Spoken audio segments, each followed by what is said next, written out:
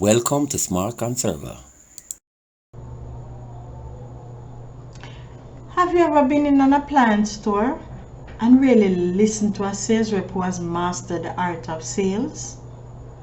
These sales rep will tell you the most, and in fact, all the exciting features of a product or a service. I have listened to numerous of these sales reps.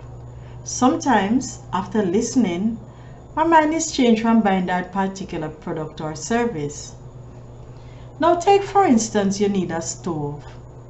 The main aim for this stove is for you to just strike a match, turn on the ignition, get the pot on the fire and start your cooking. You also want it to have an oven where you can bake a cake or even a chicken for you and your family from time to time. Yes, it sounds simple. And you leave your home and you start to check around for a stove to do just that. Many times we have a dollar value in our minds already that we tell ourselves that we're not paying more than this amount for that stove. We visit a store and we start looking at the rows of new stoves on that shop floor. We open the first oven door and then a sales rep come rushing over just to greet you, and she's going to ask if you require any assistance. Right away, you just tell the rep that you need a stove, and then the rep will take you over to a particular stove, and then we'll start telling you things like high performance burners, digital setting for cooking time and temperature, storage drawers for pots and pans, oven control lockout that stops unintended changes to oven setting, a self-cleaning oven, easy to clean grates over the burners. On top of all of that, the sales rep then tells you that the stove is a smart stove. Yeah, you heard right, the stove is smart. Having the capability and the function of being automated and has Wi-Fi connectivity too. With this function, you have an automatic on and off function, and the stove can be controlled right from your phone or even your computer. That on and off feature with that stove, it doesn't stop there now. You can also get notifications about preheat, updates on the current temperature, and have access to different recipes and other information that can be viewed right through a touch screen. With all that, you are now sold in your mind. You want this stove now. And you need to get your pocket in line with whatever your mind need. That may be a little bit hard, but for some people, they make it doable. If it's even to take this stove on a higher purchase plan. As individuals, we do like nice things. I like nice things too, you know. But I think we first need to consider before we even buy. Think of it. All those stove features would make your life easier, don't it? Not to mention how the stove would look inside of that kitchen. But if you were to step back and just look at that stove, could you really tell if it could do anything but just cook your food? Or what you really wanted a stove to do in the first place? When you really decided that you really wanted to buy one stove. You see, you can't really tell.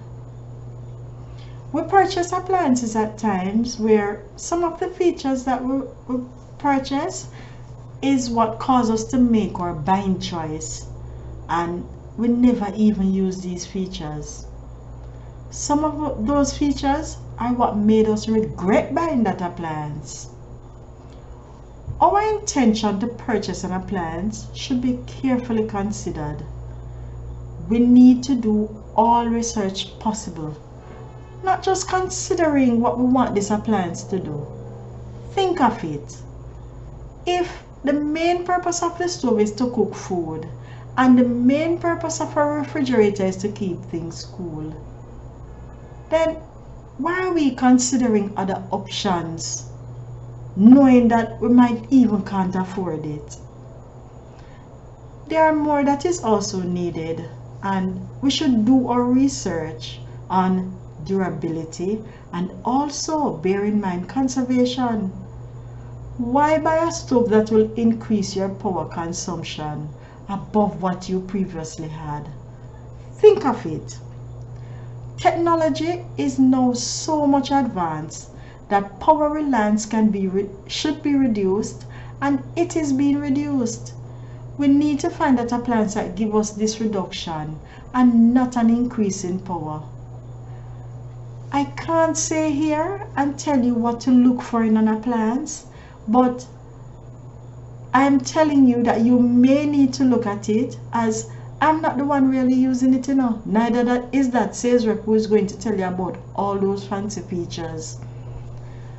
You are the one using the same refrigerator or stove. Look for the basic features you need. Also, look for durability and any extra that it has. Consider if that feature has any additional cost. So, if you use a data plan at home, then buying a Wi-Fi stove is useless. It may not get used, or you may need to get a home internet plan to accommodate that stove. You see the additional future cost? The future cost is the monthly internet bill. You may tell me that you have internet at home already, so it will be an absorbed cost. Fine. However, what happens if the internet service provider, like the one I have, places a limit on the number of devices that can access that Wi-Fi? You will need to take a device off it just to accommodate that oven. The switch will need to be done. Future costs are ones that can get us frustrated. It is not necessarily seen now when we buy a device or an appliance. Future cost is the amount of money that is needed to continue the use and the features of this device or appliance, and it arises during the life years of those devices or appliances. It increases your expenses, and these expenses have been rising rapidly, faster than our pockets are able to manage. So, I will leave you with a statement in the thumbnail. Not all features of an appliance are made for you. You have come to the end of another series. Join us next time for more ways to conserve.